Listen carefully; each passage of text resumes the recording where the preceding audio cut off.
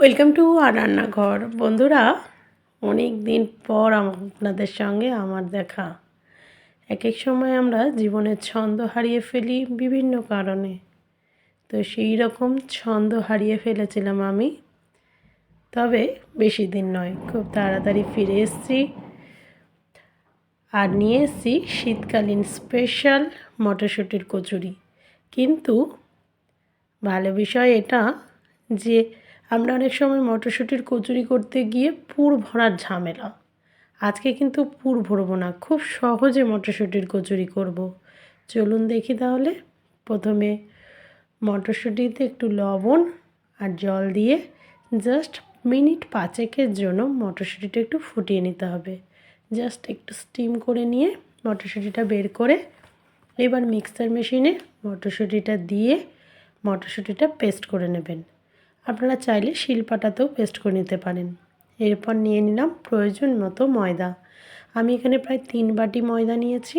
আপনারা চাইলে গমের আটাতে করতে পারেন, আমি ময়দা ব্যবহার করলাম। সামান্য লবণ আর 2 চামচ মতো চিনি, 1 চামচ কালো জিরে আর সাদা তেল, এই দিয়ে ময়াম দিয়ে নিতে হবে। সবই কালো জিরাটা অপশনাল, যদি দিতে চান দেবেন, নাহলে না দিলেও হবে। তবে সাদা তেল, লবণ, চিনি এগুলো একটু দেবেন। দেখুন, এবার মটরশুঁটি পেস্টটা আমি এবার অ্যাড করে দিচ্ছি। আপনারা চাইলে এগুলোতে কাঁচা লঙ্কা, আদা বাটা একসঙ্গে পেস্ট করে নিতে পারেন, কাঁচা লঙ্কা আদা দিয়ে। তবে আমি একটু মিষ্টি মিষ্টি করতে চেয়েছি, বাচ্চারাও খাবে, সেই জন্য কিন্তু আমি কাঁচা লঙ্কা, আদা বা কোনো মশলাই ব্যবহার করিনি। জাস্ট মটরশুঁটির যে স্পেশাল একটা টেস্ট আছে সেটাই নেব। ঠিক এইভাবে আমি গরম জল দিয়ে হালকা হালকা করে, যেরকম লুচির ময়দা আমরা মাখি ঠিক সেই রকম মেখে নেব।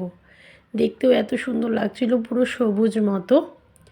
কিছুক্ষণ ভালো করে মেখে নেওয়ার পর আমি অল্প একটু সাদা তেল উপর থেকে দিয়ে মিনিট 15-20 জন্য ময়দাটাকে ঢেকে রেখেছিলাম।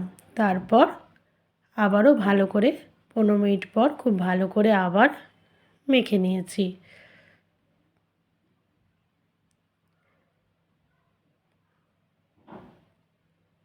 ভালো করে মেখে নিয়ে এবার ছোট ছোট গোলা পাকাতে হবে। অনেকটা ময়দা, ওই জন্য আমি অর্ধেকটা কেটে নিলাম। এবার অর্ধেকটা এরকম লুচি করার মতো ঠিক গোল গোল করে লেচি কেটে নিলাম।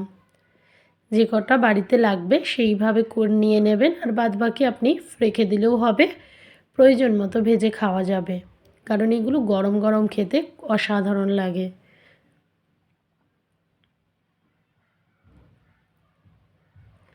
এবার পিঁড়া বেলনায় এইরকম পিঁড়েতে এইরকম করে, যেরকম আমরা লুচি বেলি, একটু সাদা তেল দিয়ে জাস্ট লুচির মতো করে বেলে নিতে হবে। মটরশুঁটির পুর ভরে যে কচুরি খায় আর এই মটরশুঁটির কচুরির মধ্যে কোনো তফাৎ নেই, বরঞ্চ এটা করতে এত সুবিধে যে ফেটে যাওয়ার ভয় নেই এবং তেলও ঢুকে যাবে না, বেশি তেল শোপ করবে না, একদম লুচির মতো হবে এবং খেতেও ভীষণ টেস্টি। একবার আমার এই প্রসেসে আপনারা মটরশুঁটির কচুরি করে দেখুন। আমি প্রথমে যেহেতু একা হাতেই সব করতে হয়, সেই জন্য প্রত্যেকটা এরকমভাবে বেলে নিয়েছি। দেখুন, সবগুলো বেলে নিয়েছি। এইদিকে তেল গরম করতে দিয়ে দিয়েছি, একে একে করে ভেজে নেব, কারণ ভাজার সাথে সাথে আবার তাদের তুলে দিতে হবে যারা খাওয়ার অপেক্ষায় আছে। আমার অবশ্য এই রান্না করে খাওয়াতে একটুও কষ্ট হয় না, ভালোই লাগে। বাড়ির সবাই বসে একসাথে খায়, কারণ ফ্যামিলির এই টাইমটা খুব জরুরি। দিন শেষে তো জীবনেই ফ্যামিলিই থাকে, আর তো কেউ সাথ দেয় না। তো সেই জন্য ফ্যামিলিকে অবশ্যই গুরুত্ব দেবেন।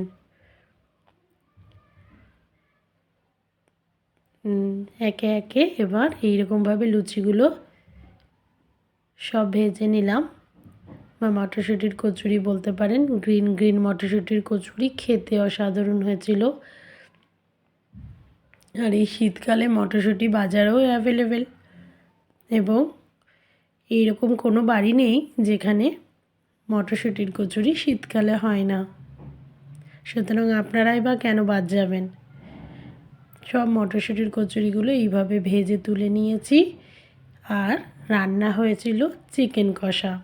চিকেন কষা দিয়ে মটরশুঁটির কচুরি।